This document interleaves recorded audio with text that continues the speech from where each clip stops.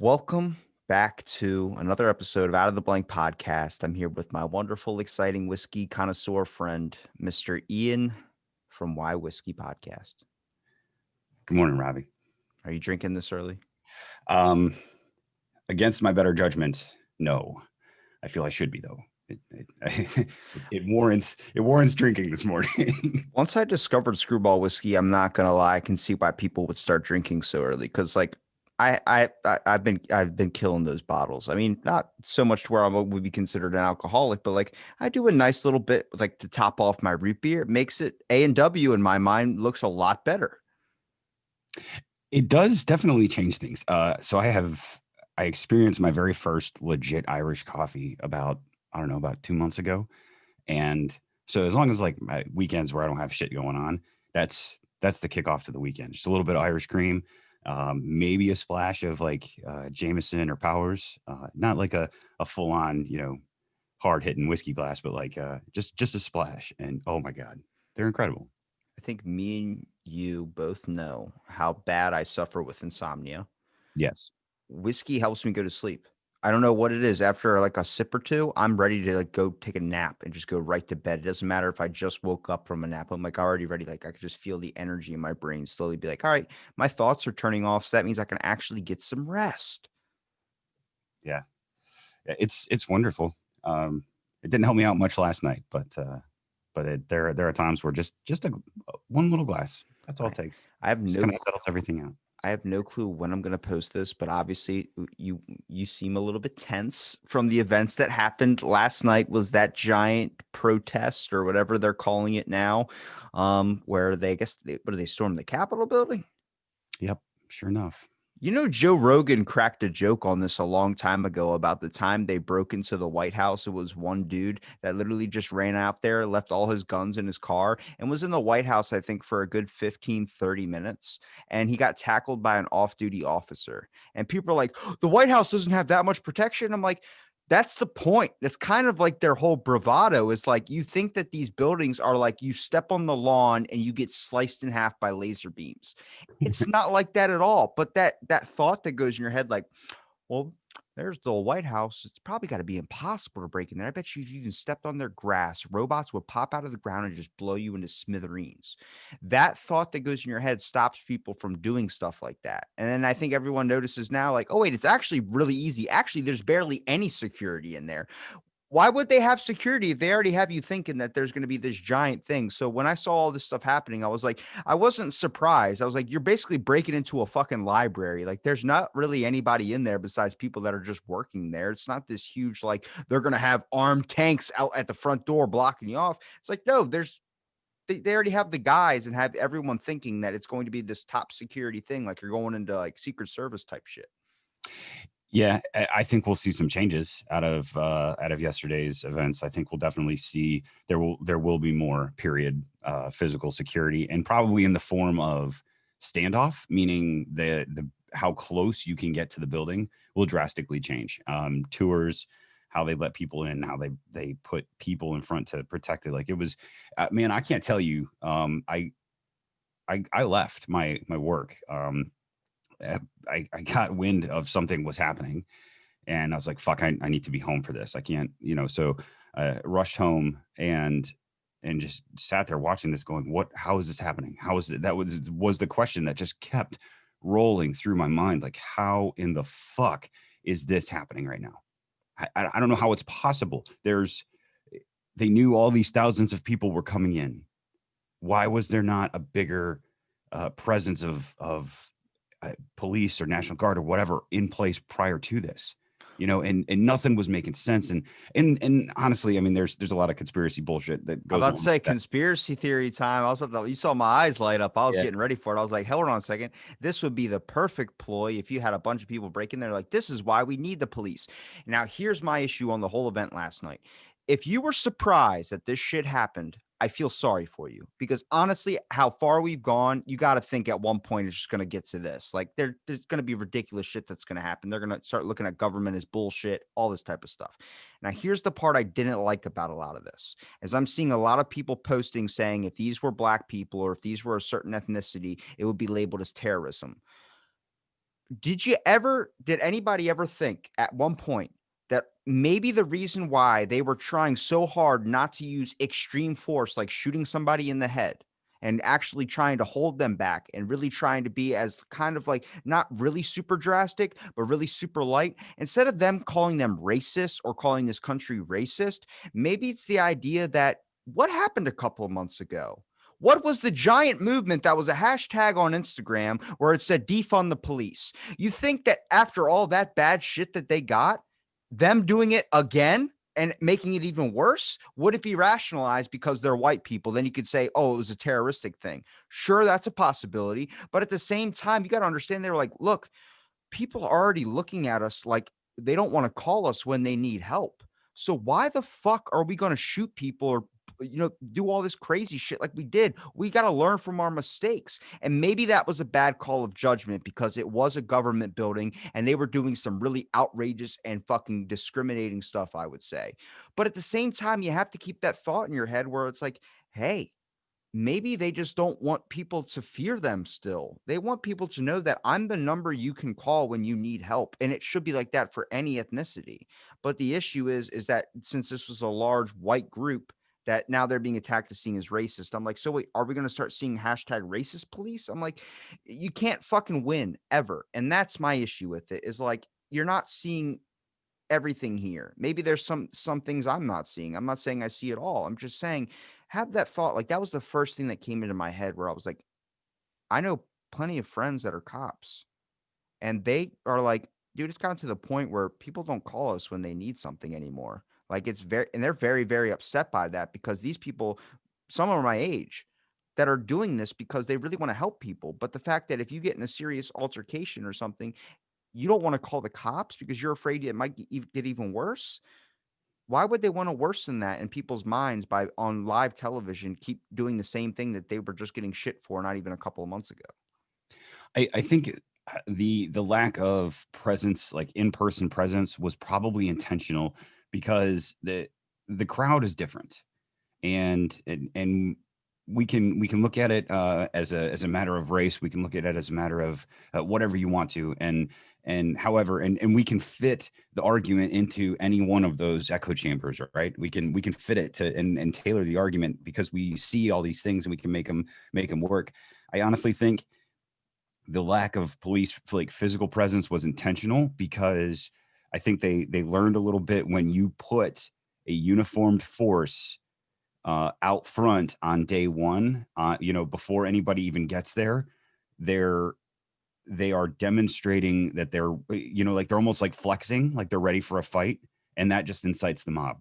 So I understand the philosophy behind trying to keep everybody calm and keep everybody relaxed by not putting uniformed National Guardsmen up on the steps because that presents a very physical deference to access, and that alone, and the mindset of the mob is irrational and incited by the littlest things. So somebody in the crowd yells, "Look at that! They're blocking access to the Capitol because they're blah blah blah blah blah, whatever." You know what I mean? And that one sentence, two sentences is enough to get the ball rolling in that little group of people immediately. So what I didn't like was the fact that the reserves and the backup support, once the crowd started moving, they should have launched whoever they had in backup ready to go and supported the staff that was around the Capitol because they were just overwhelmed. And the fact that they were overwhelmed by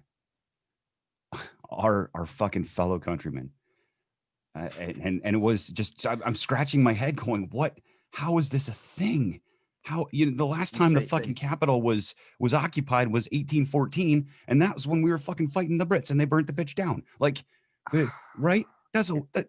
At war with an enemy was the last time that building was occupied, it's so and hard. it happened yesterday by Americans. It's so hard because I look at that like it's funny to me and it's not. I look at it from, like I said, multiple perspectives here, which is kind of like crappy because like it's really hard for me to form like a really strong opinion on anything. I kind of have to look at it in a bunch of different ways. But I mean, it's a benefit too because I see where they're coming from, where it was like this whole like you've been brainwashed or you've been told so much that this is the way you should think and this is who you are and this is everything you're about. So damn right you're going to die on that hill. You're going to do some outrageous shit, which is not rationalizing what they did, but just saying that's what their thinking was. Now, here's the real kicker.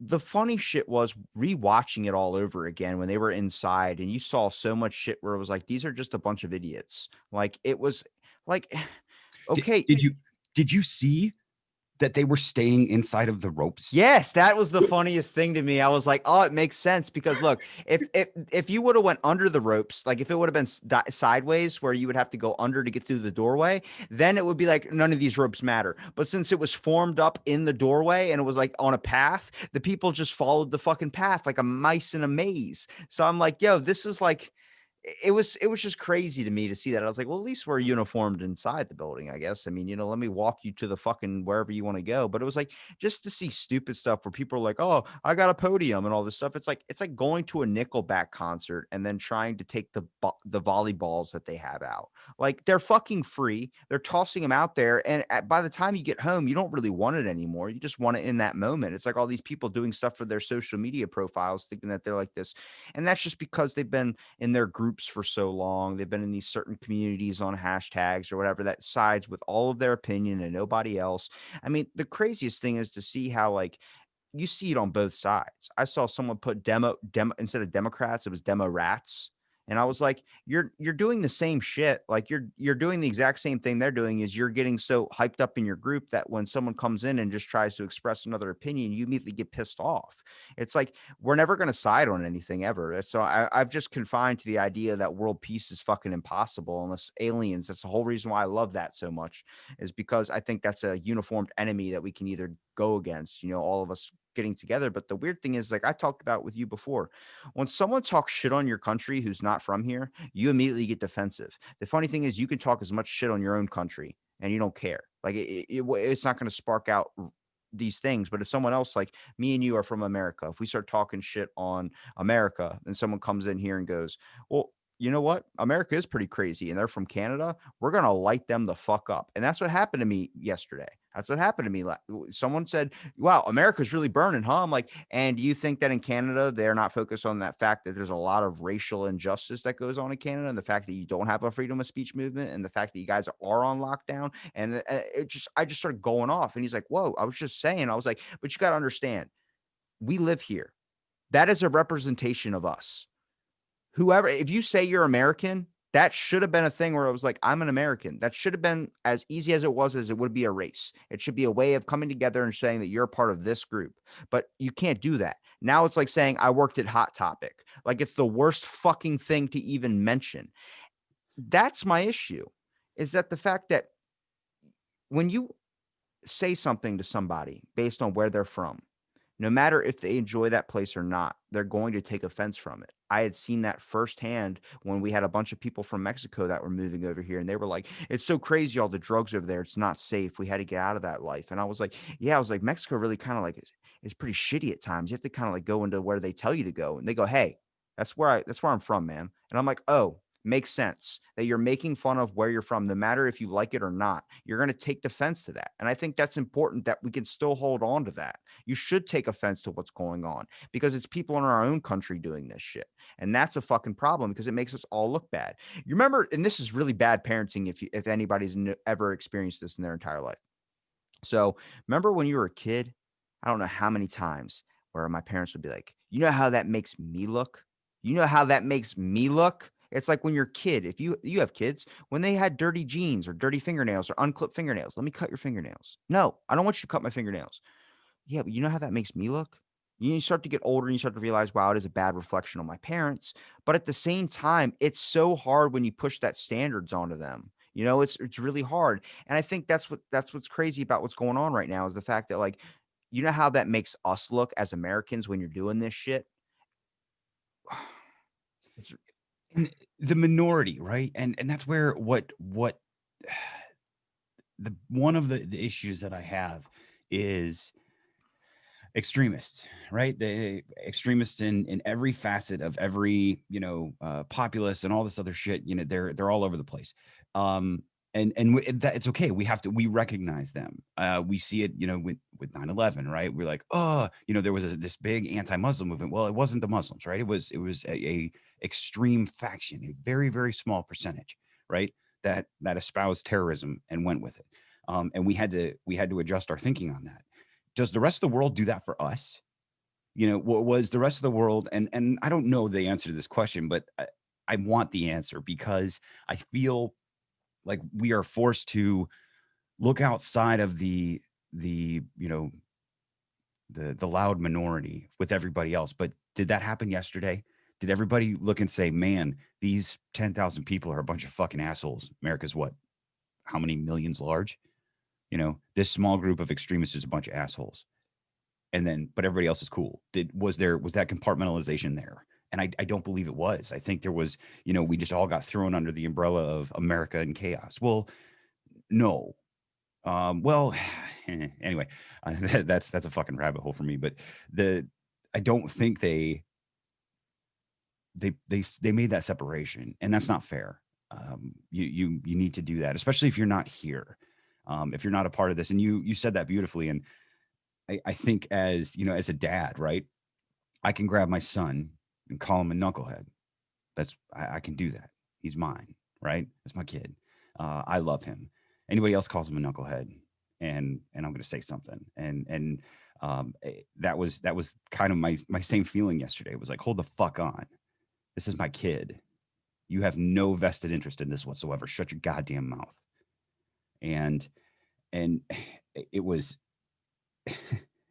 it might be your friend, but it's my relative type deal, and that ownership. And honestly, though, I was kind of able to put that aside and kind of quiet that down, just because watching what Americans were doing, and being altogether just uh, lost. It's funny because a lot of people would hear this and be like, "Man, he's doing a lot of recordings recently that talk about politics." It's like, yeah, because I don't steer away from it. That's the best part about this show is you don't never really know what you're going to get when you hop into one of these things. But I'm not going to steer away from something if someone wants to talk about something. You know what I mean? Like it is an issue. I've talked for hours about religion before. I don't like talking about that type of stuff, but I'll go ahead and do it because why would you steer yourself from a conversation? The issue is addressing the issues. Nobody wants to talk about anything because they're afraid to offend or they're afraid that someone's not going to agree with them. And then it becomes this giant conflict where you're stigmatizing a conversation when they're just fucking words. Yeah, words can pack a hurt, words can do that. But if you're getting offended because someone says they're a Democrat or a Republican, then you might have a couple other things going on in your head that you might need to work on before you kind of get focused on that type of stuff. And I mean, I'm not the one that's the above all be all here at all. I'm just saying there's a point when you start looking at first of all, I can rationalize while this shit's happening. Do I agree with it being over Trump? No, would never. I wouldn't want anybody to want to take a bullet for that guy. No offense. I mean, he's a human being. He probably is really nice off air, whatever the hell it is, when he's not playing this whole orange hair bravado. But at the same time, there is this thing where it's like answer it gets kind of hard to talk about it a little bit, which is like the fact of like we're not having faith anymore in a system that was we thought for so long was supposed to be tried and true. And I know you work for the government, so it's hard for you to speak on a lot of this stuff, but this is what happens when you get a lot of people together and they don't fucking believe in their system of government that was supposed to keep them safe. And that's just because a factor of media. That is because people are looking at it. And I think I've looked at it for so long since I was a kid, probably to the age of like 16 or something, where I really started noticing, like, oh my God, this is just people running this system. Like, we know it's people, obviously, but do you ever really take that into account? Like, I used to think a doctor with their fucking lab coat could diagnose me immediately, know what's wrong with me, be able to fix me. You don't realize that it's like working on a car that you've never worked on a car before. It's like you're just fucking taking shots and guessing and looking up YouTube videos hoping to God that it actually is the thing. And then you run down that rabbit hole. I went from my GI doctor who was known as best in the region. So I was like, all right, shit, like we're going to get this done day one. Let's knock it out. Took what, 4 years? And I took a whole year to get the medication I actually needed. And now it's not working. So it's like, what's the fucking next step? It's like, you don't understand. It's like tossing 50 darts at a dartboard and just hoping one sticks. Like, That's there with our government. We're doing a bunch of shit because we're trying to find out what works. And honestly, I have major issues with everything in the government when it comes to I see their rationality with everything, but they're playing a guise, and I don't like the guise that they're playing. They're playing this I am, and everything that comes out, whether it's vaccine wise, whether it's any of this, is 100% this is what it is. And I don't think you should be that definitive no matter what the topic is, no matter who you are on anything, because we don't know shit. There's stuff now where they're saying, remember when Pluto was a planet? Remember that? Which time?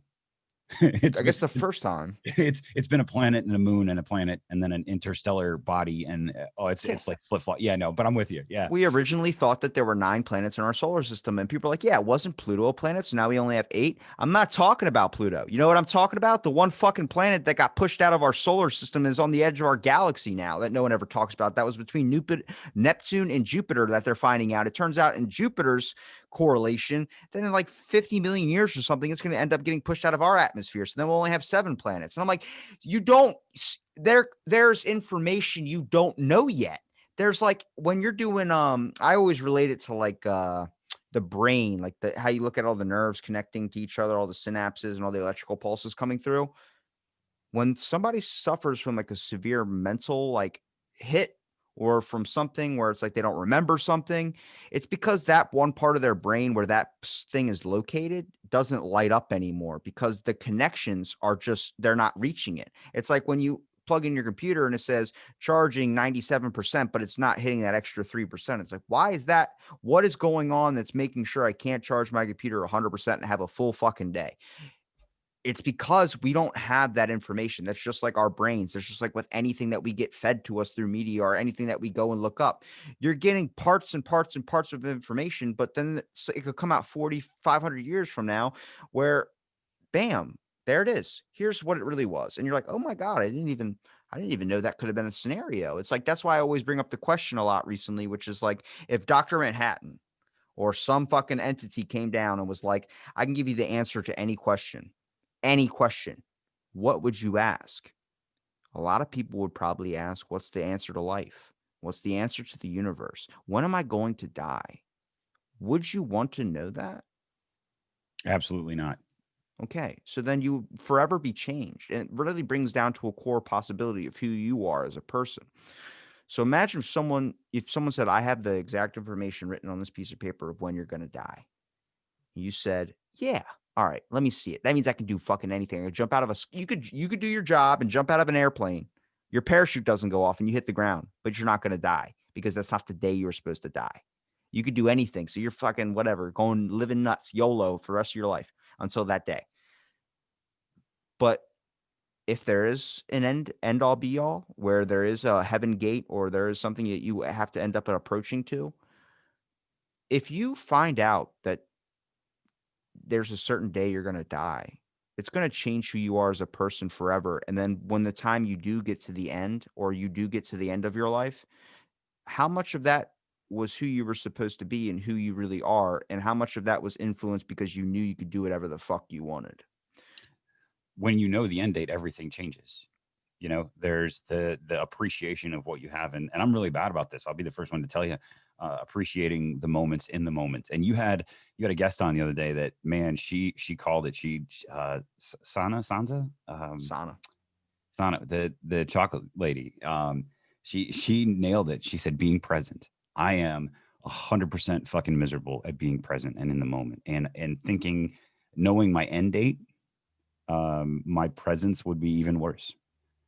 Knowing me personally, anyway, it's I wouldn't know because I need to work on this moment right now, being present in this moment right now instead of thinking about I would be knowing myself. I'd be counting down hours and days and whatever. I got 27 lists I've got to get done by this time and all this other bullshit. But yeah, I wouldn't. That wouldn't be a good thing for me, and it would absolutely change who I am and how I act and how I behave. It would alter Nobody everything. wants to be present. That's the problem. Is You're nobody right. nobody th- I get it. I understand. Being present is the hardest fucking thing for me, rationalizing some things in myself. Like every day I look at a fucking desk and I'm like 23 now, nothing going for me. fucking, is this my life? When is it gonna hit me of what I want to actually do? What do I want to be? I want to be make sure by the time I'm 40, I have a career. That's being present. That's focusing on stuff that it might not sound like it's in the present, but it's present thinking. It's thinking of like, oh my God, I'm rarely rationalizing where I'm at. Where some people become so sedated into what they're doing, where it's 40 years later and they wake up like, holy fuck, like where did the last 40 years go? And it's like, oh, you've been working at this job, coming home every day, watching Netflix when you got home and not really going out and experiencing your life. And then it comes to this point of like, I think people are misconfusing what being present is not observing everything that's happening in politics and in the world right now. And they invest their time into it because they don't want to look inside themselves of something else that might be there that they need to work on. We find these things to get invested in. It might be out of passion for your love of your country, or it might just be a way of getting your mind off something. You know what I mean? Something you can get Yeah. angry at, something you can get mad at. The easiest thing for people to do is to join up against something and really rise up and get their anger fully invested in it. Same thing with driving. It's like the only time you really ever get super angry is when you're behind the wheel. And I think that's just, I mean, there's obviously science research that shows What? that, Why you got to call me out like that? I do it all the time, dude. I'm a really nice guy, but when I'm driving, I'm an asshole.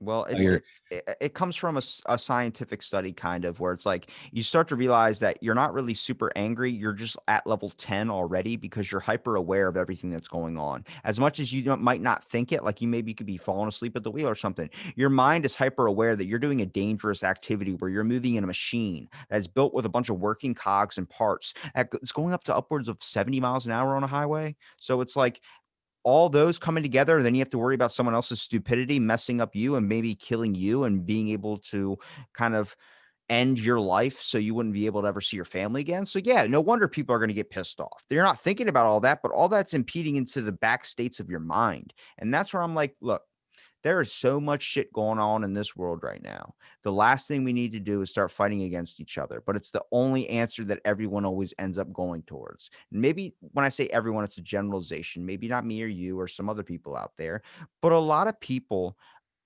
it's trying to find something and dying for something. It's really trying to find what that answer is in life, where it's like, this is 100% what I believe in, and I'll make sure I die on this hill.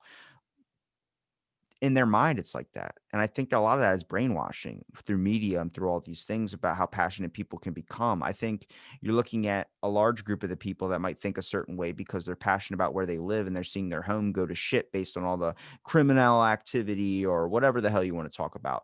But it's also like you're not looking at the other person's perspective. And that's the hardest fucking thing for people to do. And I'm not going to lie, it's not easy for me.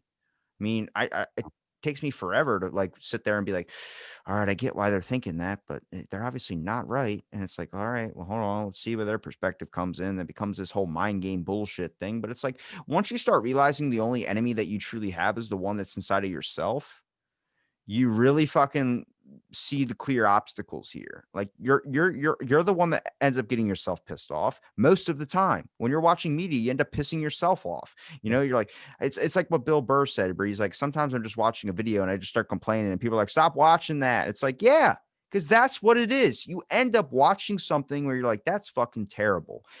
I think we need to have more moments where there's a sense of like overall chill or goosebumps in the air that bring this sensation of goodness into your heart. And I can relate this to what I just watched before I started talking with you. Ink Master. So, you know that show with the yeah. tattooists? Yep. Okay. Well, they had a certain challenge that these artists had to do where they had to tattoo a helmet, like do an artist characteristic on a helmet, but not just specifically the helmet, the people that would be wearing these helmets. So they introduced 5 people to these 5 tattoo artists, and each one of them had something wrong with them. One was severely disabled, where they would fall and hit their head a lot, so they had to wear a helmet all the time. One woman had an autoimmune deficiency where her own cells in her body would attack her. And basically, she would pass out. I think she said from the time she was diagnosed, like a year and a half ago, she had passed out 500 times. Jesus. And it was like so like it literally had me almost in tears. And I'm not a sensitive guy, but Jesus, like I was like, oh my God, like, and then hearing one about a kid that was like severely disabled or like, kind of mentally challenged, and kids would make fun of him and throw stuff at him because he had to wear a helmet. And it's just like there's this sense of like everyone in the room is like, we're not even worried about the competition anymore. We're worried about like this is something that is going to affect these people's lives forever. A girl, a little baby year old girl, 4 years old, had skull transfusion like 3 different times, where they had to keep taking off and fixing bits of her skull because her head apparently was like when it was something's wrong with it where it keeps like it doesn't fit her brain or some shit. It was something where it was like I don't mean to discredit that at all, but I'm just saying it's just like you watch it and you're just blown away. And then when you get to see these things get made, these helmets get made, and these people are like, I'm so happy. Like, you don't know how many times I have a fear of going up steps just in case this is the moment I have a seizure and I fall down the steps and hit my head. Really puts your fucking life into perspective where it's like, are you fucking crying because you have a gas bill or you're this or you that or that? Be happy you can fucking function. Be happy you can do all these things. And I've spent, you got me ranting, man. What are you doing to me? Keep going. You're doing great. I'm saying I like this. if we got like I've spent the last probably couple of years since, I've been suffering from like this not going to the bathroom thing, looking up invisible illnesses and trying to understand and rationalize what those come from, things that we cannot see that affect a person. We look at things that we can see. We look at things like a missing arm, a missing leg.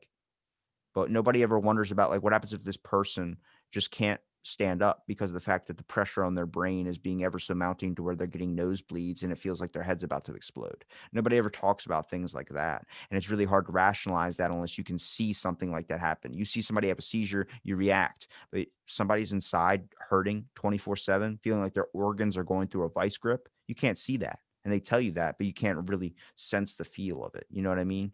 And once you start understanding that about how crazy life is, the fact that you should be happy that you're even breathing. And I know it's that old saying, like, be happy you're alive. But seriously, you're doing, you're investing so much time into Twitter to call people out or to make fun of people or to just spark rise in action and try and get a pull out of people. You should be lucky you're fucking alive. You should be lucky you should be able to walk out your doorstep and actually take in a moment. You can have that option, but how many people take that option? Come on. That's like choice F on the ABCD list. It's like it's not even fucking listed on there, man. Yeah. There's a big problem with, selfishness is what it boils down to. And we're so narrow minded and short sighted that we don't really appreciate outside of our bubble, right? This is my bubble. This is my place. This is my thing. This is what I'm experiencing. It's the worst ever. And we kind of sit there and then we expect sympathy.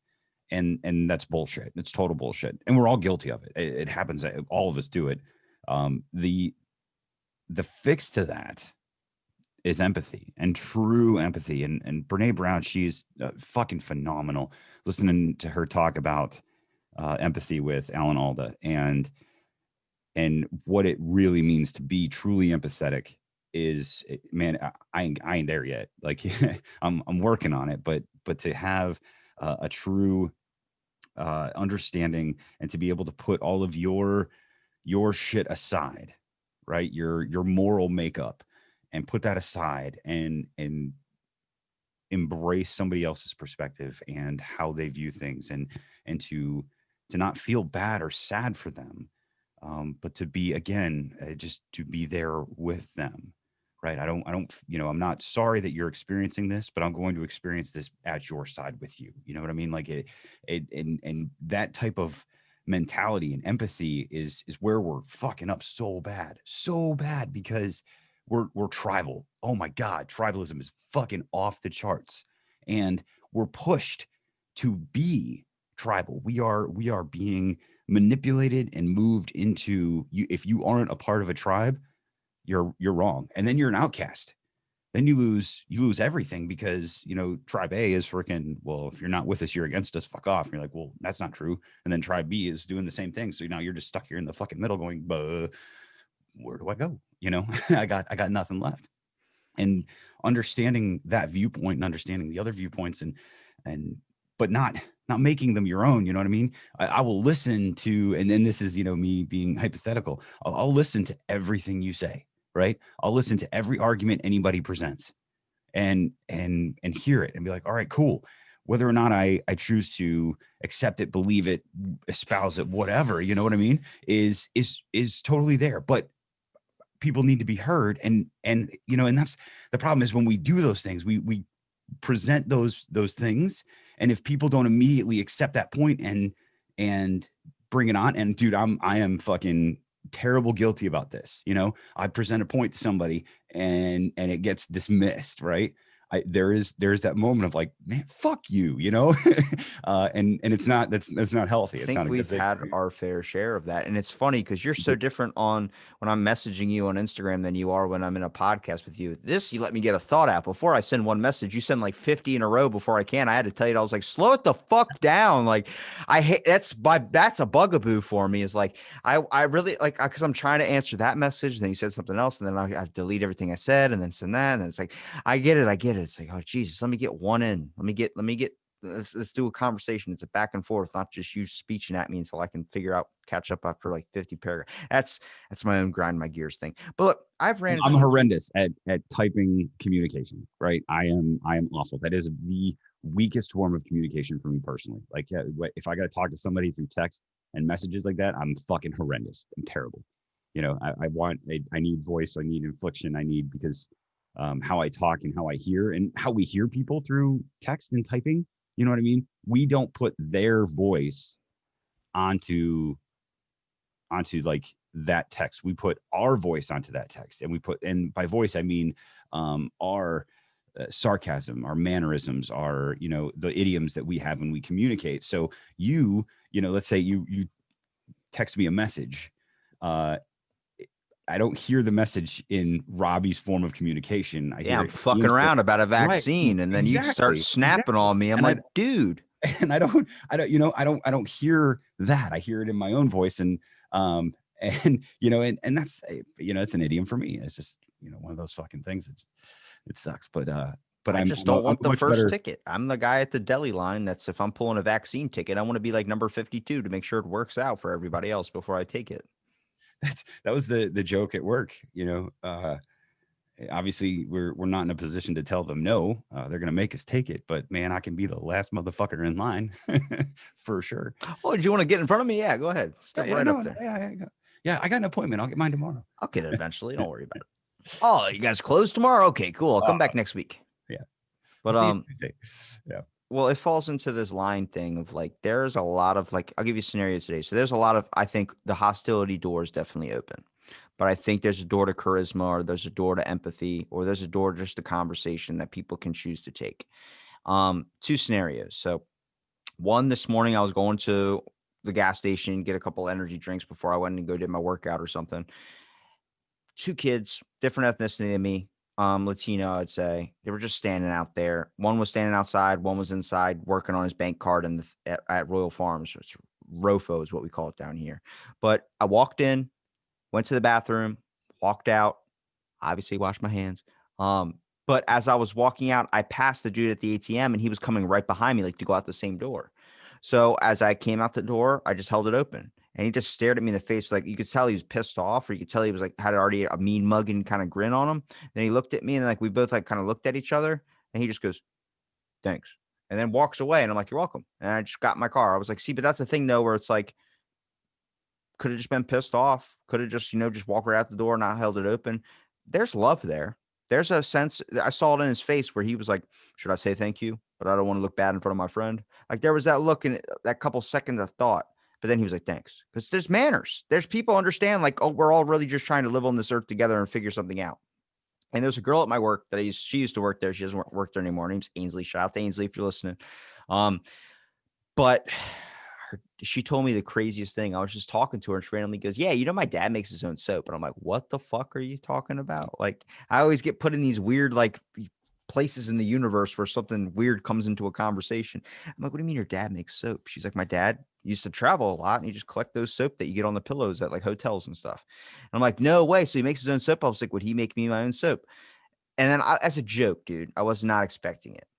Freaking, she comes in the next day and goes, yeah, I was trying to get my dad to do, like, he's supposed to be painting the house, but then he just uses this excuse. I can't, because I got to start making Robbie soap. And I'm like, oh, at least your dad's thinking about me. And I was like, but then that's how long? Like, how long's the soap making process? And she's like, I don't know. He keeps using it. I asked him if he can help me with my homework. And he said, I can't. I'm making Robbie soap, and walks away. I'm like, oh, I hope I get a nice bar of soap. I was like, you tell him to engrave it for me. Just something as stupid as that. But with someone I barely even know, someone I worked with for what, a month, and then they ended up finding a new job. So it was like, I still see her, But it was like there's that era of open door communication, having fun, and it's a level that you can get with anybody. You think that I'm like this on air, I'm like this off air. I am exactly who I am on this podcast, exactly how I am in the real world. And I'm gonna hopefully try and get some people I work with on here to prove that. Because a lot of times they're like, how are you like how like if, like there are so many messages I had sent to my supervisor as a joke, like my legs get tight. I have a spinal kind of issue, so I was like my back muscles, they get so tight where I can't like I can't move them, and I'm like, damn, my ass is tight right now. It's like, feel my ass, and she's like, I'm your supervisor, I'm not feeling your ass, that's sexual harassment. I'm like, it's not a sexual thing, just grab my ass and tell. It's that type of a thing where it's like, I can't believe like you're saying this to me right now, and like smiling, laughing, and I'm like, yeah, because I'm like that with everybody. I don't that the weird uncomfortability factor is the one thing I really, really hate. So I do as much as I possibly can to make sure I never want to experience that with anybody. I want to be friends with everybody because everybody in my mind is at the same level. There's just shit about that I end up finding out later about you that I end up not liking or I really do like. That get to know you stage. There is that not I get to know you stage. It's everyone's at the same level with me because we can have a conversation and it doesn't have to turn into an argument or a hate spite thing. I'm just not a fan of when, if you complain about your life 24/7, I just look at it like, dude, there are so many other things in the world and people that are suffering way more than you, to the point where like I look at my depression as like, I don't want to keep bitching about it because why would I keep bitching about it? It just helps me relate to people when people are thinking that they're the only ones suffering. Because in a world of suffering, you're not the only one. You're one of billions. Yeah. And that's again, but that connection to, you make that statement, right? I'm listening to your show, and then all of a sudden I hear you talk about how you struggle with, uh, whatever, item A. I also struggle with item A, but then I hear you talk about it, and instantly there's that connection. Like, okay, cool. There's somebody else in this world that is experiencing the things that I am and going through the same shit, and that's awesome. And that's important, and that only comes about when we communicate those things. And that's one of the hard things is there's so many people that suffer in silence because they need to keep up a facade. They need to, they've got this image of whatever, and then or they're branded. That's a new thing. They're protecting their brand. And like, what the fuck does that It's mean? the mark of the beast. Mark of the Oh my beast. god. Anyway, so they can't, the vulnerability, any sort of exposure is weakness and out of character of whatever they want to push, and that sucks, because I think the more we hear other people feeling the same things or experiencing the same things that we suffer in silence, is totally crucial to our well-being, because instantly now I'm going to listen to what you say because you and I have a connection, right? We both struggle with item A, and dude, cool. How do you handle item A? Because how I handle it might be different, and I might be able to glean some expertise or some different methods of management. You know what I mean, for that specific thing. Well, it's just the train of thought of everyone in the world today is like we got to either put somebody lower than us on a pedestal or higher than us on a pedestal. It's like this idea like people can't talk to people with addiction problems because immediately when they start talking to someone with addiction problems, it's like talking to a dog where it's like this person needs to be helped, this person's a hurt bird, or this and this and this. It's like, no, just say I get it. I understand. Even though if you don't get it, it's like this whole entire thing of like not really like, because you did it to me one time. It does help. There's a scenario for it where it was like sometimes I'm just here to listen. That is what it is. But there's a thing of like, don't pity people. Don't sit there and sit there. Oh my God, I feel so bad for you. I'm so sorry. I'm so sorry. I'm so sorry. That is like the worst thing where it's like sometimes some people just want to be heard. Some people just want to say something and get it off their chest. Not everyone deserves to be berated in the ears by everything that's going on in your head. But at the same time, there's a give and take.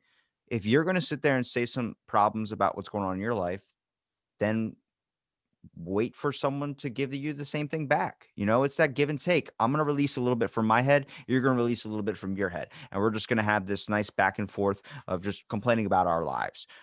Go ahead and do that because I guarantee you it's going to make you feel a hell of a lot better. And that one person's not going to walk away like, Jesus, now I got double on my plate than I did before. It was like, yeah, you can't soak up everybody's issues without expunging your own.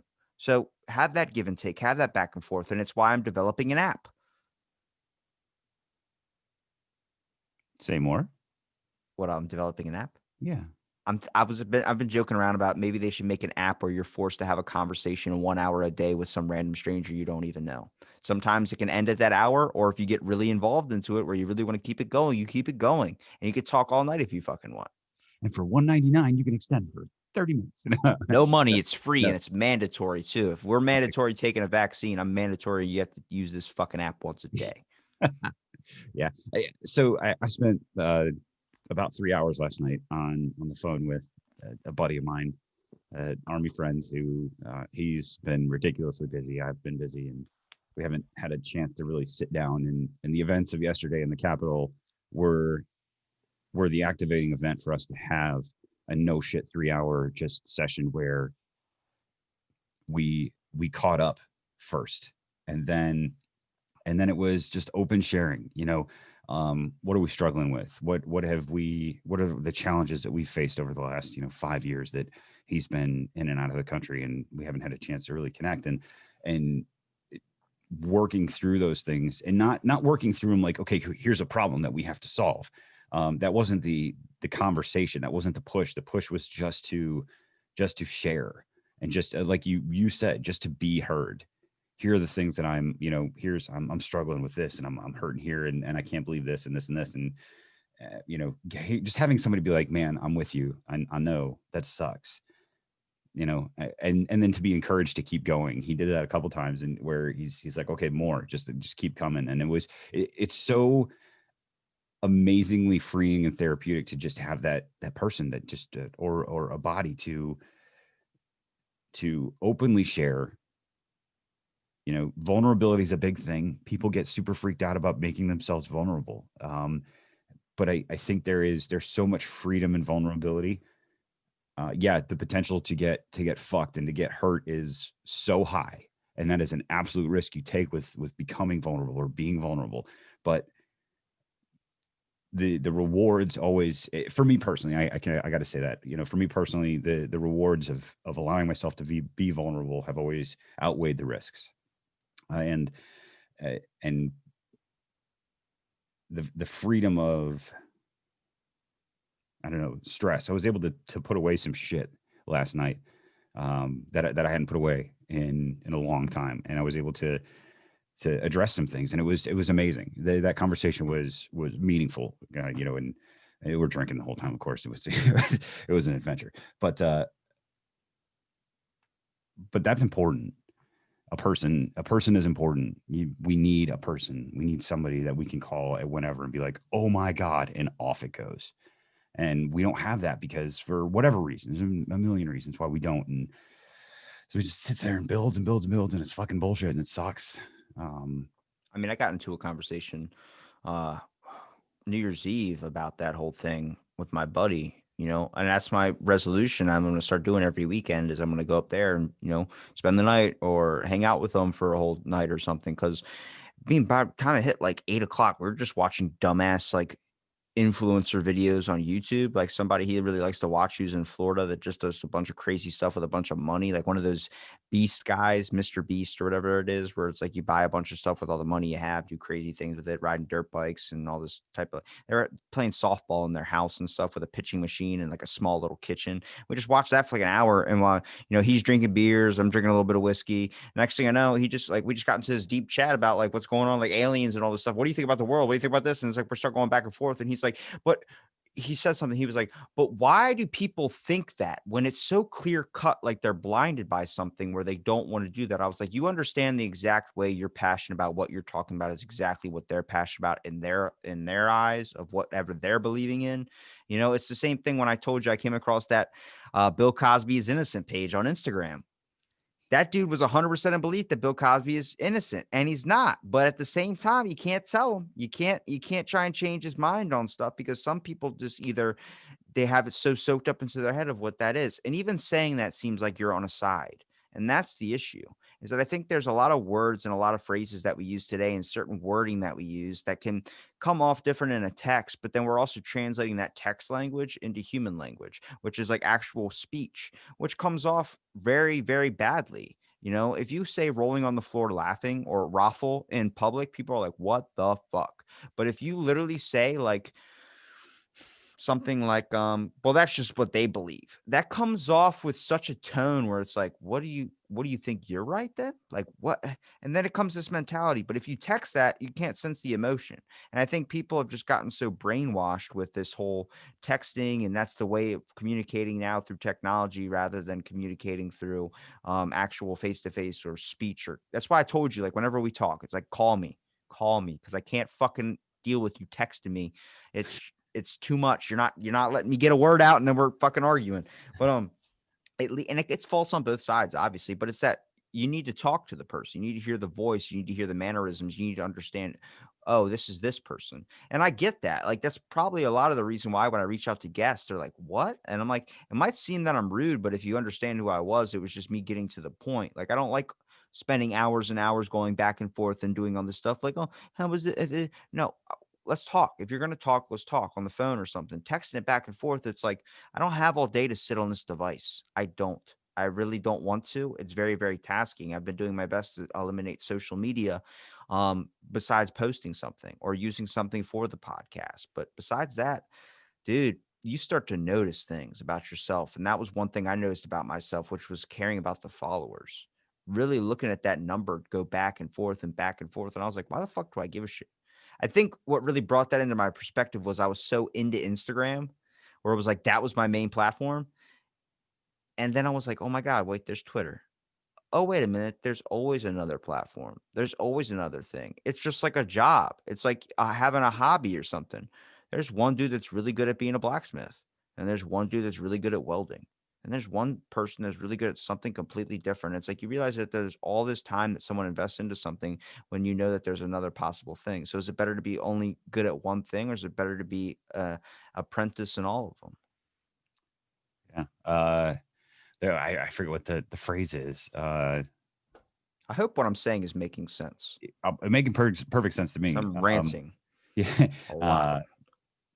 Uh, Something. Fuck, I forget the exact quote, but it's Don't master curse on my knowledge. show. What are you Oh my god. Wait, what? I would never say fuck. This is a family show. But no, yeah, That was my New Year's resolution. It lasted 5 minutes. cuss less. Yeah, no, my filter is definitely the battery on my filter is very low this morning.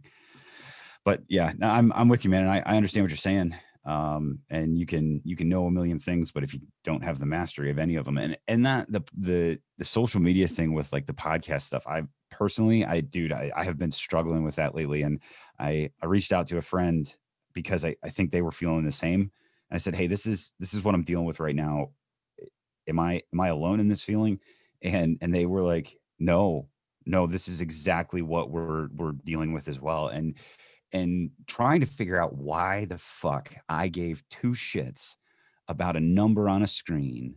And it was almost like this weird fucking like jealousy thing. Like, dude, I'm 40 years old. Why the fuck do I care about some how many fucking followers and how many like retweets and all that other bullshit that some 20 something over in fucking New Zealand has? Like, why do Because what it is gives making you that false love or that false communication acceptance that social media does when you put up a Facebook post and somebody likes it. You could put up a post every single day and someone likes it and likes it and likes it. It's like it was like I can correlate to it like when it was my birthday and everybody was wishing me happy birthday on Facebook. It's not like I fucking talk to those people every single day. yeah, Actually, everyone that basically did wish me one, I do talk to every single day. So that is actually pretty awesome. But it was like this whole entire thing of like you get the likes, you get this thing, and you realize, oh my God, people care about me. It's like, yeah, not really, man. It's kind of like, hey, I'm gonna toss this way. I see it's his birthday and scroll on. None of those people would, if you called in the middle of the night, would they come and pick you up? That was the whole thing. And it really bursted into my mind. Like I made sure when I was, in high school and I was kind of turning into an adult, I would say, past puberty, I had a foot kind of already still in it, but I was about to be out of it. Like I was already kind of through the bushes, I would say. Hashtag carpets match the drapes. No, but I remember it was like 3 o'clock in the morning. I was on my ab wheel doing like cranking out like 600 ab little crunch things on the wheel. And then as I'm going down, I hear my phone go off and I'm listening to a podcast and I'm like, oh man, who's fucking calling me? Looked on my phone. Saw it was this guy, picked it up. I said, "Hey, what's up, man?" He goes, "Hey, man, I'm really, really like hammered, and I'm in Ocean City, and he lives about an hour away." And I'm like, "You're in Ocean City. You need a ride home?" He's like, "Yeah, man." He goes, "I just want to get home and see my kid. Like, I just want to go home and make sure I'm there when he wakes up." I'm like, "All right, I'll come get you." I picked him up, drove him all the way back to his house, about an hour away. Didn't ask for gas money. He just hopped in my car, said, "Thanks, man," and walked off. I drove all the way back home because he was stuck in Ocean City, scared, and I could sense that. And I was like, "All right, man, coming to get you." You know, it was this whole entire thing of like, he's also the guy that I first saw cocaine for the first time. So, it was like this whole thing of like, "Hey, man, like, I get it. Like, we don't might not hang out every single day. We might not even hang out maybe once a year, but it's just this factor of like, I know who you are. I know you're a good person." And it was like this whole sense of like, I'm not going to leave somebody stranded when they call me and ask for help. But there's also the flip side of that. Like, I've been hit up one time where a dude's like, "Hey, man, can I borrow $600?" And I haven't talked to this guy in like 5 years. I'm like, Why the fuck you need $600?" And he's like, I have a couple bills coming up and everything. You realize he's spending all his money on cocaine. And then I'm like, "All right, man, can't help you here. Sorry, bud." We're we're kind of that's kind of beat into us in the military, being available to those. And I've had, I don't know how many phone calls. I answer my phone at night, regardless of who it is, which kind of sucks because a lot of times your buddies get drunk and then at 2 in the morning they're calling you, which I do sometimes. Be ready, that'll probably happen to you soon. Just to talk. But there's been those those fucking phone calls where you it's maybe a five word conversation. I need you. I'm here. And the response is, I'm on my way, period. Like, that's it. And whether it's, to get them out of a bad situation, to just grab them, to just go do nothing. There's been a couple of times where I just go and sit with them. That's it. We don't talk. We don't say a word. They just need a body next to them. And that's it.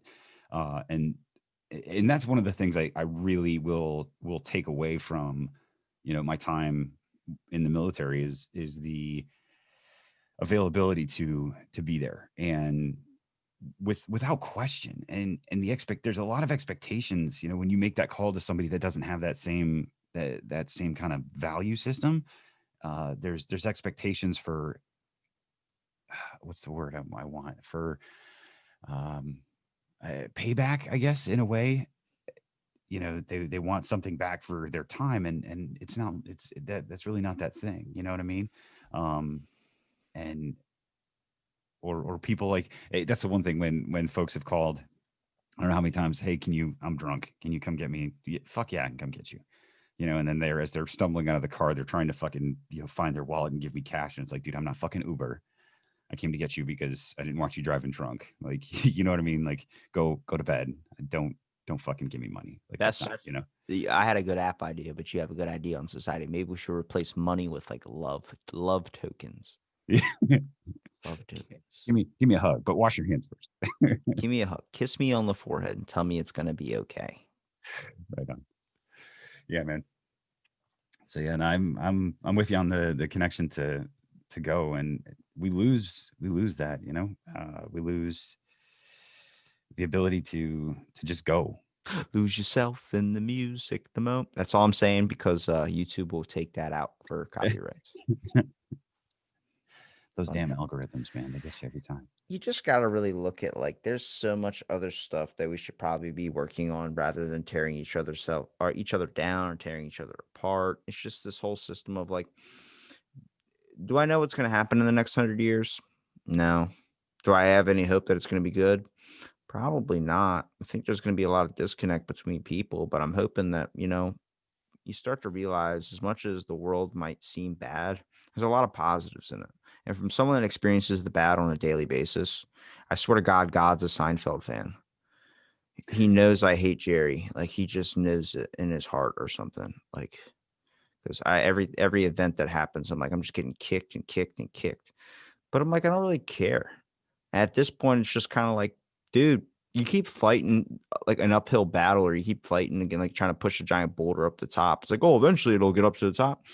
Yeah, man, but at the same time, it's like, why are you carrying the boulder? Let the boulder go and walk yourself up there. Like, what are you doing? It's like this whole aspect of things. And I think, the biggest issue was when I saw so many people complaining about, we're only getting $600. Yeah, that sucks a lot. But at the same time, you're going to fucking spend that money. You're going to cash that check. Don't act like you're going to rip it up and throw it away. You're going to accept that. Like, oh, I guess, but I mean, this $600 sucks as they're cashing it. I'm like, fucking, I get it. You got to pay your bills. But at the same time, they gave you something when in their mind, really, they don't have to give you jack shit. They're a government system. They're run by people that are only worried about their own pockets. So it's like, hey, why the fuck do I have to give this guy $600? That's why I think a lot of people are upset. They really wanted Trump to, like, obviously the whole situation that happened was like, hey, he's trying to fight for us. I'm like, no, well, he's really trying to make himself look fucking good too. Like, it's the whole biggest thing is like, right, like why celebrities donate to charity. They might look good in the eyes of the public, but really they're getting a giant tax write off. So it's like, you got to keep that in mind of things too. Like, yeah, you need more than $600 to survive, but at the same time, when you're trusting your faith in an establishment that's been known to break it multiple times, you might as well just start trying to build up off yourself rather than putting your faith in other people. Like, I've learned that, like, never trust anybody to do something for me that I can't do myself. That's why I don't get into anything that I can't do myself. I need to know I need to be able to handle it, because if I ask for help, 95% of the time I've ever asked, I've never gotten it. So you got to keep that in mind too. I think we're too reliant on people and we're too distant. You can't be relying on something that you're not in contact with every single day. People don't understand that. Like, we think that just because we send this person one Snapchat every couple of months or something, that person would be there with like money if they needed it. No, that's not going to happen at all. That person's not going to have that love for you. You need to be seeing them every single day. You need to create these connections, these bonds, the ones that you get when you're talking on the phone to a friend at 3 o'clock in the morning over a bottle of whiskey. Stuff where you're like, I don't remember everything that was said, but I feel fucking fulfilled. I feel like I've gotten this load off my head that I've been carrying for so long. The baggage is like finally dropped. Yeah, and there's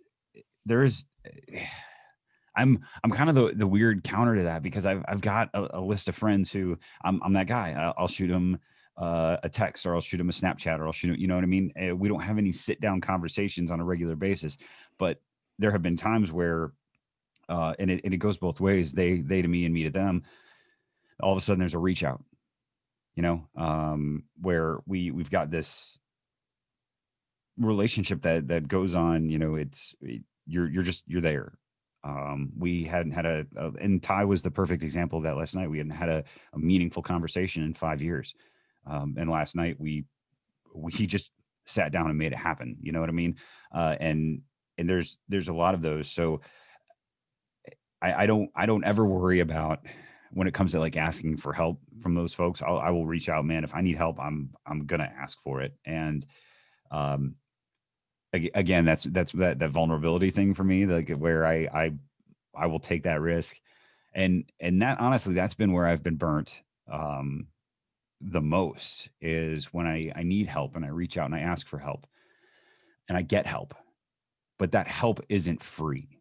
And that's Yeah. what It's really like, remember that time I helped me. you and you're like, you son of a bitch, you can't use that against me. Yeah, and then it becomes that thing that just sits right up here over top of your head every time. Like, hey, remember that time you called me at 3 in the morning, needed to fucking just cry? Well, man, I need a fucking, like, whoa, whoa, whoa, whoa. Like that. Nah, man, like, it don't work that way. And that is so fucking frustrating. That hits me on a really personal level because my cousin's like that. And as much as I love that boy, I don't care if he's listening. He'll send me a text when he hears it too. But the fact of every time I did something, he'd write it down. I'm like, what the fuck are you doing? Jesus. He's like, I'm keeping it tracked. Just so, like, every conversation too. It was like having a recorder in the room 24/7. It was like when I first had the Zoom recorder when I was doing these in person, it was like, how many times can I carry this around and record a conversation and see what actually was fucking said? The actual stuff that was going on. So I could be like, remember when you said this? I didn't say that. Well, play it. There you go. It was like that with him though. As soon as something would happen, he goes, "What'd you say?" And, like, I remember we're in the car and we were arguing over something like genetics or something about like how long a person ends up developing a personality traits and stuff based on the people that they live with for extended period of time, even if there's no blood connection. And he just pulls out his phone and it's a fucking minute and a half video of him calling me fucking stupid. And it's like me just like, why are you recording this right now? Like, he's like, so I can revert back to this later when this gets brought up. And I'm like, dude, I've never been so upset to the point where I've argued like that before. Like but as much, I mean, he is a good dude, so I'm not going to talk shit on him or anything, but it's just that whole concept of like, I've done so many things for other people. It's the reason why I have the biggest problem with spending money because I came from never having it. So it was like once I started working for it and making it, I learned to spend maybe $20 a week on just groceries besides doing rent and stuff. Like I don't go and buy like fancy stuff. The nicest thing I got was that cloud lifter so you can hear my sweet, sweet tones on this microphone. God, that new mic it's so beautiful, man. It's I'm telling you. crisp. Yes. Crisp. I think it sounds better with the cloud lifter too.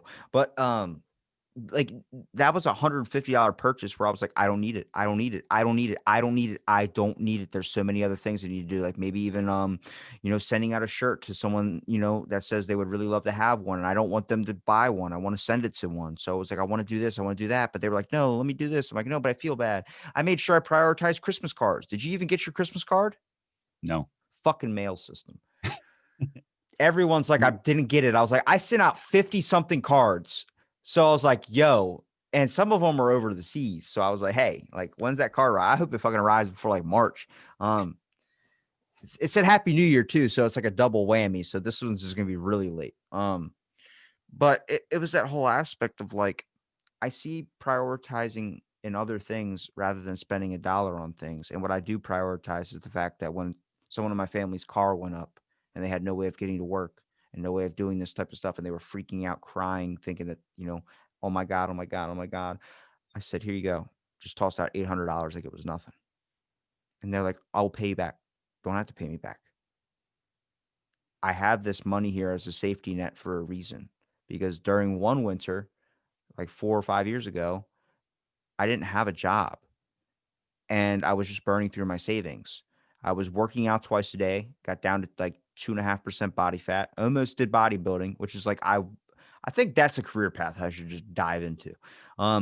But I got like extremely lean. I was working out twice a day, just sleeping and eating. That was it. I had no other worries in my head. It was very, very boring. I would get so bored, I would work out.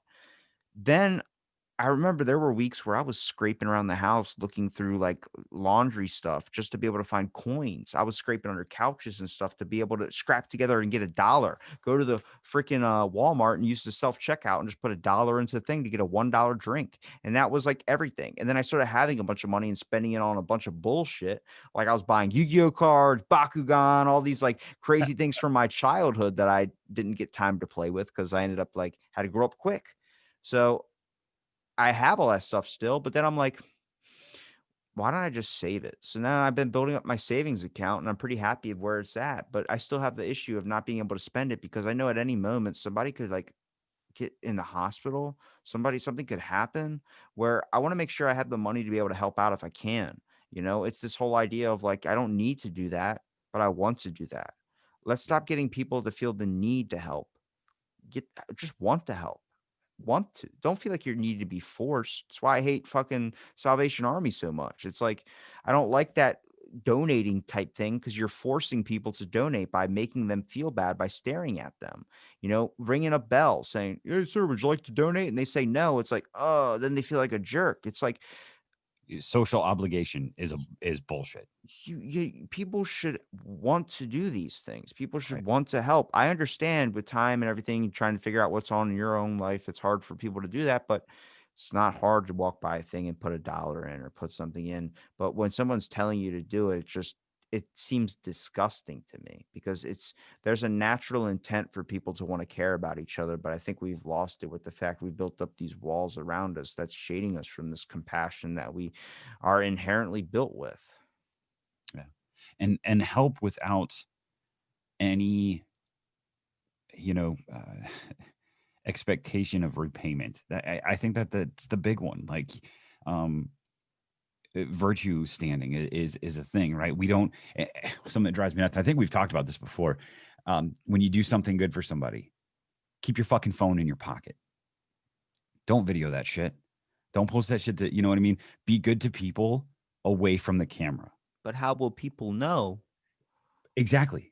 Because you're not, you know what I mean? You're doing it again. There's that validation, that click. I need these clicks, this little blue fucking thumb thing, like all over the place. I need that validation.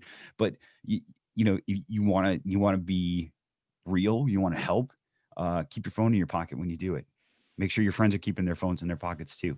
Do it without a video camera. And that's one of the paying it forward thing. I love doing that shit at like a drive-in or a drive-through, when you're going through like a fast food place and you just, you know, Starbucks, I'll buy the coffee, the car behind me.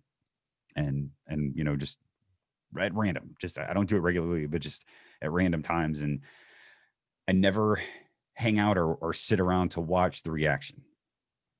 I just, I enjoy doing it. I like to like imagine their face, because it's never happened to me. I've never pulled up to the window and been like, oh yeah, the car in front of you got your stuff. Like, but to imagine like what their face looks like when they pull up and they go to hand their card to somebody and they're like, no, the guy, somebody else took care of your shit. Ian, What? I love What? you for that, but also fuck you on two accounts. One, like I said, the money thing. I could never do that shit. I could barely even if somebody tells me coffee's 375 for a small one, I'm like, I'll make coffee at home.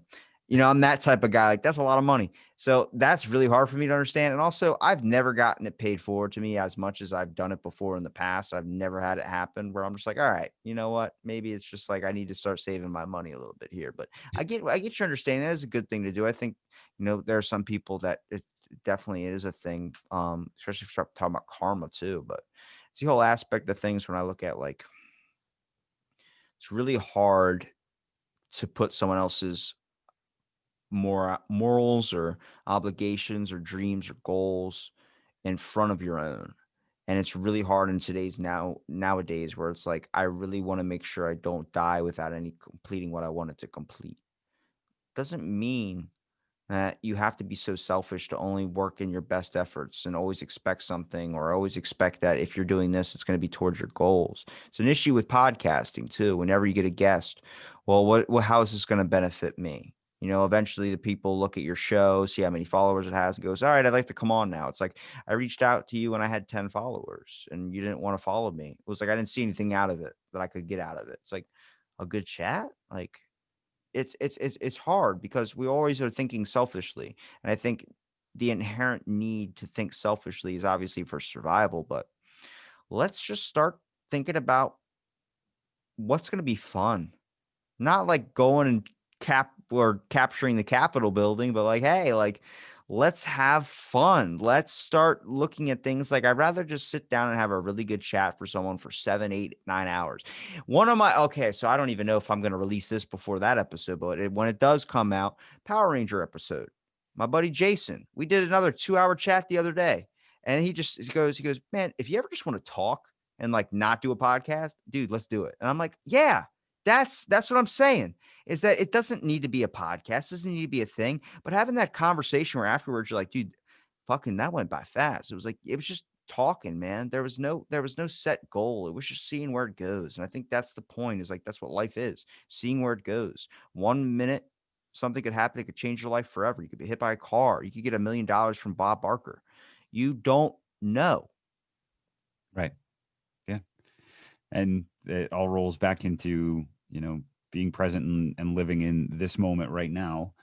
And, what can we effectively change and make better in the moment where we are right now. And instead of worrying about, there's got to be some foresight, right? Because we got to have, I want to we know do why have, that dude sat at Nancy Pelosi's desk and then took a piece of her mail. why did any of them, go and sit in any of the desks or dioceses or any of those things and fucking take selfies, right? That was one of my biggust beefs was like what I uh, can rationalize that because uh, it's like the whole PhD academic thing where it's like, oh, you're not a doctor if you didn't go, you just because you have your PhD in reading doesn't mean you're a doctor. Makes sense. It's like just to show that the whole PhD thing's kind of bullshit. It's just a piece of paper. Doesn't make you smarter than anybody else. It's like what society deems that you got an education doesn't make you smarter than that person. Same thing with the people sitting in the other people's desks. Oh, just because you think they're the president, just because you think they're this, doesn't mean I can't look. I'm taking photos in their desks, so I can understand where that train of thought is. I just think it was dumb fucking use of your time there if you're going to do that. It's like, why don't somebody trying to figure but out it the secret tunnels? it, JFK it had secret totally sex tunnels. Come on now. yeah I don't know about all that, but it's probably does. But the whole thing is it mars the intent, right? What was the intent? Because right now it looks like you're a fucking, you know, uh Hold on. If I gave you the option to sit at where Bill Clinton sat at or whatever, when Monica, whatever, sucked his dick, you wouldn't want to take a selfie there? Damn right. I would be longing like right here was this woman. But here's the deal that sure, if I get a tour of the Oval Office and I get to sit at the desk of the president, I'm going to do that. And I'm going to get a picture. That's absolutely going to happen. However, did I storm the White House? And that's the difference. They stormed the Capitol. They took over the Capitol for what purpose? For what? What was the fucking purpose? There was no fucking purpose. So you could sit behind a fucking desk and take a picture of yourself? Fuck off. Take the tour. You know what I mean? They like you literally Here's the other perspective. Here's the other perspective. Ready? fucking horse shit. No, fuck those guys, man. That was Ready? absolutely ridiculous. They wanted to make their own tour. They, you can't sit at the president's desk on the normal ass tour. They tell you not to touch anything, so they had to go and do it themselves. But if they wanted to if they wanted to do the outside tour, why did they fucking stay inside the ropes when they're walking through the fucking, the hall of whatever it was, like, no, man. It was the moment. They couldn't think any more than like, this is what we're doing right now. Imagine that though. They were probably like, holy shit, we're inside of this thing. Their adrenaline probably was going off the charts. And I'm sure it was, especially when people start dying and shit gets super weird. And it gets weird when people start dying. Well, yeah. I thought it got weird when the dude had a freaking giant bear or ox thing on top of his head. I'm like, what is this? What is this that we're watching? This is going to be a movie. They're already making a movie that's coming out, I think, later this year, where it's based on coronavirus. It's already out.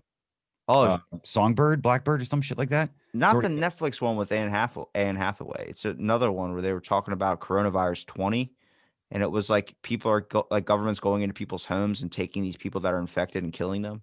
I don't have it in front of me, but I will absolutely shoot it to you in the message. It's already out. That's too much for people today. I don't know why we're making too soon. It's way too soon. And that's like making a movie about 9/11 right after 9/11. Even now, people say too soon for 9/11. I'm like, I guess, but no, it's now's the right time. There was a couple movies that came out, I think, within like 5 years of the event, where even I felt I'm like, nah, this is in bad taste. And the movie itself is fucking horrendous. Like it's a movie about a pandemic that was filmed during a pandemic, so it sucks. So it's just kind of like filming outside of your house, basically. Yeah, really. It's anyway, it not good. But yeah, no, I don't remember the title of it, but I will absolutely shoot it to you so you can watch it. And it's we're still in this, and we're not even really close to the end or recovery point, and you're already making money off of the scenario, and like it's just in poor taste, in my opinion. Aliens, reveal yourselves, yes, please God. What's the countdown? 171 days, right? 172 days left. Oh no, it's about 173. Yeah, 173. Yeah, dude, I'm stoked. I cannot wait for that report. I don't know. I'm kind of nervous about it. Yeah, I'm nervous about the people, who I think there's going to be a lot of tinfoil hat wearing folks that come out of their mom's basement and go, I fucking told you, you know what I mean? Dude, if we fought over toilet paper, you don't think that's going to blow our fucking heads off when it comes to the fact that there's other extraterrestrial life out there? Come on now. Yeah. But how selfish are we to think that we're the only ones? In something that is as massive and large as the universe is, to think that we are, and there's a lot of old. I don't think that's the fear. I don't think the fear is that we don't think we're the only ones. I think we all kind of realize that there's something other life out there. Obviously, I think the fear is going to come from knowing that they've already been here and we haven't seen them, or there hasn't been an announcement of it. Just knowing that they've been secretly here. Like how many things throughout history, how long have they been here? How influenced are they in our society? Have they been slowly, like John Carter, whispering things in major selective leaders' ears and pushing things to a certain way? Like it becomes this whole aspect of things. Like I don't think that you're going to really, really, really blow the minds off people when they start to realize like, oh my God, they've made contact here. They've been here multiple times. It's going to be an I know it thing, or it's going to be like, I don't want this to be real. And then people are going to have their lives affected. Just like if you looked at a piece of paper saying the day you died. Yeah.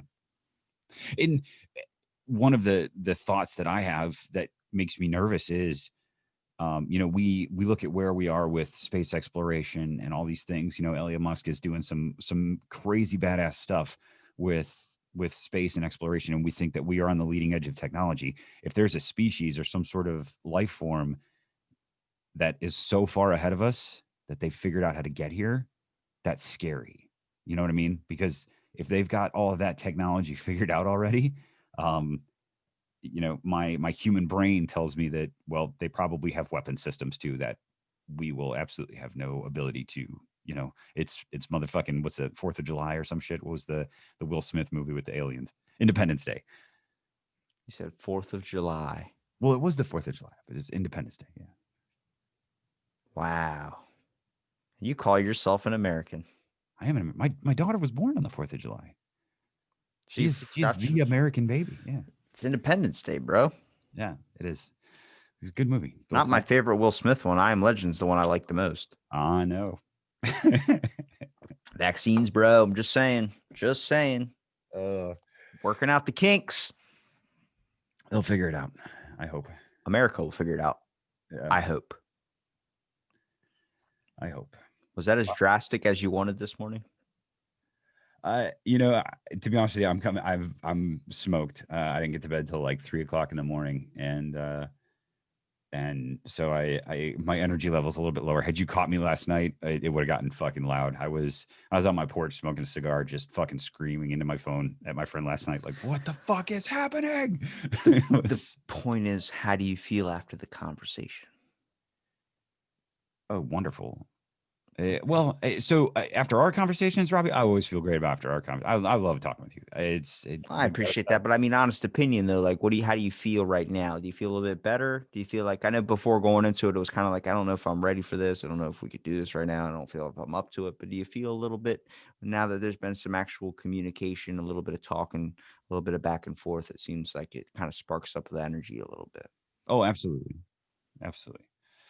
Yep. No, I feel great, and I always do. I always do. Communication with people is so big right now because I don't, and I'm one of the COVID kids that fucking struggles because I can't hug people, right? And so any form of connection or communication with people via over the internet or in person is super valuable to me. So The sex lines are always open. yeah. Yeah, but they read the same script. Like, it's goddamn, like, come on. You've been saying the same shit since I was 18. Can we rewrite some of that stuff now? Hire voice actors. I'm telling you, you'd have a lot more fun if you knew on the end of the line you were fucking Pamela Anderson. Right? Come on now. That's good. That's a good one. That was a good one. All right. Well, Ian, please promote where people can find Why Whiskey Podcast, where people can find you, all your links, Instagram, Twitter, social media. Whiskey Y on Twitter. I am Y Whiskey History, I think, on Instagram. Or yeah, I don't know. I don't know. I'm so bad at pitching myself. Instagram and Twitter, where you can find me the most as far as social media interaction. And I'm on all the podcast platforms. So, well, that leads to answer the age-old question of why.